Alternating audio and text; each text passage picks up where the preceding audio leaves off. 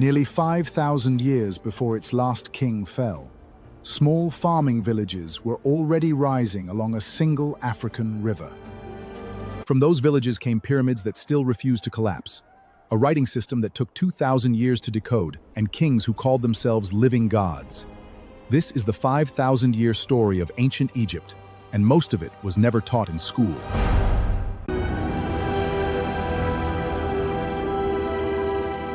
The story begins in northeastern Africa, along the Nile, the longest river in the world, and the only reason Egyptian civilization could exist at all.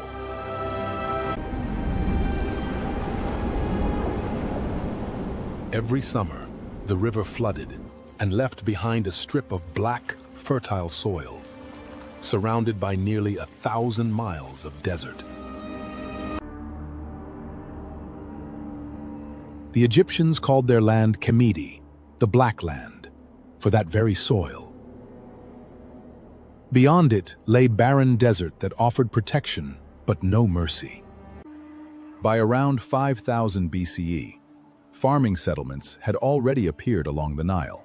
Over the next 2,000 years, these villages grew into rival kingdoms, each with its own gods and rulers. In the south, a culture historians call Akkad rose to dominance, developing pottery, copper tools, and early hieroglyphic symbols.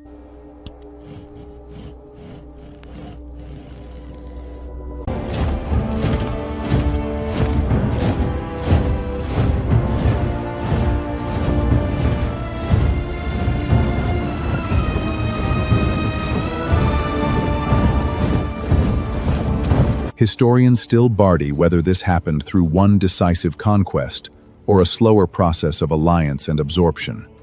But the result is clear. For the first time, one ruler controlled the entire Nile Valley. The age of the Pharaohs had begun. With unification came a new kind of ruler. A king considered a living god, responsible for maintaining Ma'it, the cosmic balance of truth and order. During the Old Kingdom, Egypt poured its wealth into an extraordinary project, eternity in stone. Around 2670 BC, the architect Imhotep designed Egypt's first major stone monument, the Step Pyramid at Saqqara. Within a century, the pharaoh Khufu commissioned the Great Pyramid of Giza, built, most Egyptologists now agreed, by paid workers and conscripted farmers, not slaves, as later myths claimed. Exactly how they moved and stacked millions of stone blocks without modern machinery is still debated. No civilization stays at its might forever. Around 2181 BCA, the Old Kingdom collapsed. Historians debate the cause: a possible drought and Nile flood failures, a weakening central government, or both. But what followed was roughly a century and a half of division. Order returned around 2055 BCE with the Middle Kingdom, Egypt's classical age of literature and expansion. But by 1650 BCE, the Hyksos, likely migrants from the Levant, had taken control of the north.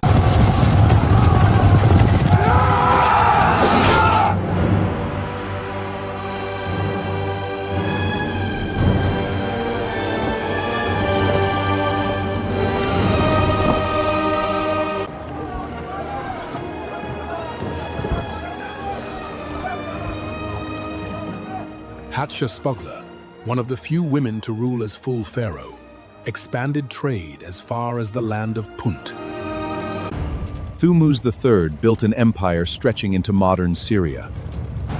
And around 1353 BCE, Akhenaten tried to replace Egypt's entire pantheon with worship of a single sun god, Ati. Historians still debate whether this was genuine belief or a move against the powerful priesthood of Amun. The experiment didn't outlive him.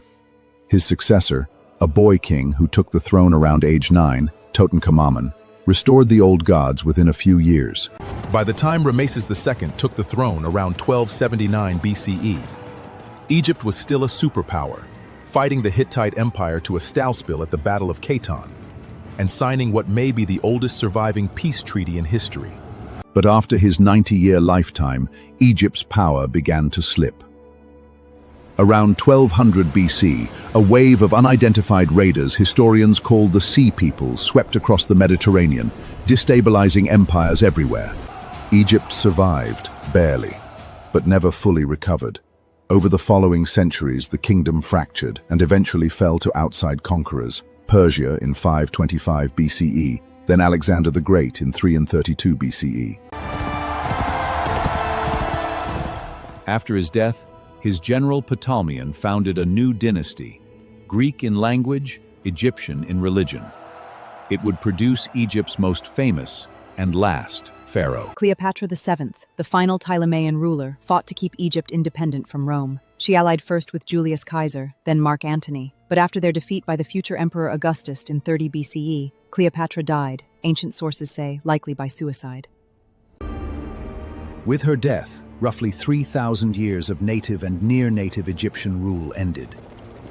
Egypt became a Roman province, its temples slowly emptied, and the knowledge of reading hieroglyphs was lost entirely. The last known hieroglyphic inscription was carved in 394 CE. For nearly 1,500 years after that, no one on Earth could read the words the ancient Egyptians had left behind. That silence broke in 1799 when French soldiers in Napoleon's army uncovered a slab of black granite near the town of Rosetta, inscribed with the same text in 3 scripts. It took another 23 years before French scholar Jean-François Champollion cracked the code in 1822, giving the ancient Egyptians their voice back after 14 centuries of silence.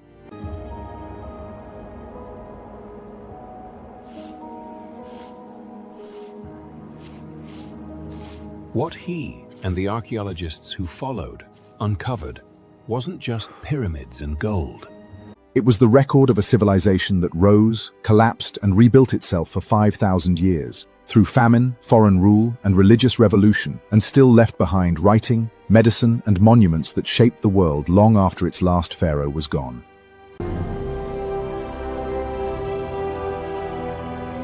It didn't just build for its own time, it built for eternity. And in a real sense, it's still standing.